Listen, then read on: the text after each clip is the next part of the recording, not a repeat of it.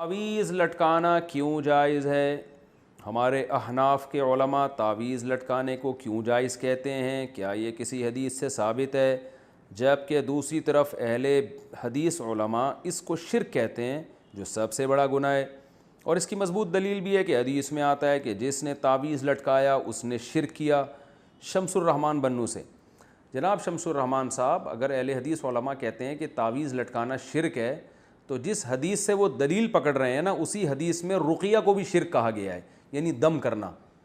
حالانکہ رقیہ کو اہل حدیث علماء بھی مانتے ہیں کہ شرک نہیں ہے۔ تو پتہ یہ چلا کہ جس حدیث میں تعویذ لٹکانے کو شرک قرار دیا ہے، اس سے تعویذ سے شرکیہ تعویذ مراد ہے۔ وہ تعویذ جس میں قرآنی آیات ہوں یا دعائیں ہوں، وہ تعویذ حدیث میں داخل نہیں ہے، کیونکہ رقیہ بھی جیسے شرکیہ بھی ہوتا ہے اور جائز رقیہ کہتے ہیں دم کرنا، تو رقیہ بھی جائز بھی ہوتا ہے، شرکیہ رقیہ بھی ہوتا ہے۔ تو اسی طرح تعویذ بھی جائز بھی ہوتا ہے، شرکیہ بھی ہوتا ہے۔ تو اہل حدیث علماء جس حدیث سے استدلال کر کے ہر قسم کے تعویذ کو شرک کہہ رہے ہیں نا، اسی حدیث سے پھر تو ہر قسم کا دم درود بھی شرک ہو جائے گا، حالانکہ ایسا نہیں ہے۔ تو جیسے رقیہ کی دو قسمیں ہیں، اسی طرح تعویذ کی بھی دو قسمیں ہیں۔ اور ویسے بھی کامن سینس کی بات ہے کہ اگر ایک آدمی کسی پرچی پہ یا اللہ مدد لکھتا ہے، صرف یا اللہ مدد کہتا ہے، صرف اللہ سے مدد مانگی جائے گی، یا اللہ مدد، اور وہ کسی کے گلے میں لٹکا دیتا ہے، تو یہ شرک کہاں سے ہو گیا؟ یہ تو عین توحید ہے کہ وہ صرف اللہ سے مدد نہ صرف زبان سے مانگ رہا ہے، بلکہ ریٹن میں لکھ کے اس پہ مہر ثبت کر رہا ہے۔ تو یہ کامن سینس کے بھی خلاف ہے کہ ہر قسم کی تعویذ کو شرک قرار دیا جائے۔ باقی تعویذ کے جواز کے دلائل کیا ہیں، اس پر میں مستقل کلپ ریکارڈ کروا چکا ہوں، میں اس کو ابھی ریپیٹ نہیں کروں گا۔ پھر بھی ایک بات ضرور ہے کہ یہ عمل پسندیدہ نہیں ہے، بہرحال یہ ذہن میں رکھیں۔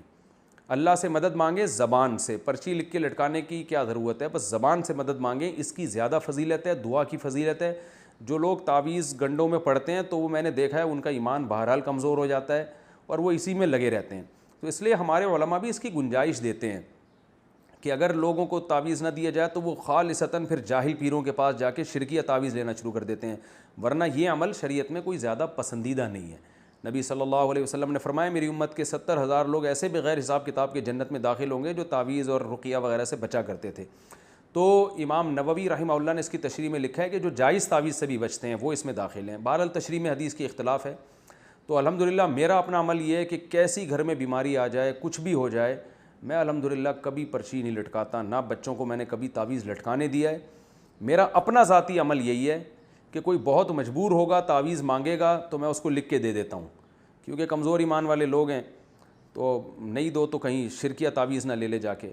اپنا عمل یہ ہے کہ میرے جتنے بچے ہیں، میں خود بھی، گھر والے بھی، میں کبھی کسی کو تعویذ نہیں پہننے دیتا۔ اس کو میرے ہاں تو ایسا ہے جیسے یہ پتہ نہیں کتنا بڑا جرم کر لیا کہ بھائی ہم کیوں ان چکروں تعویذ گنڈوں میں پلیتوں ان چکروں میں کیوں پڑیں۔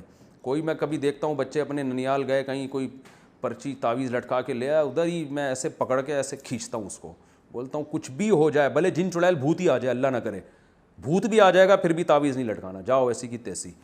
ایسے انسان تمیز زندگی گزارے، کچھ نہیں ہوتا انشاءاللہ کوئی جن چڑیل بھوت، اور پھر جن چڑیل بھوت خود ہی اپنا راستہ تبدیل کر لیتے ہیں، آتے ہی نہیں۔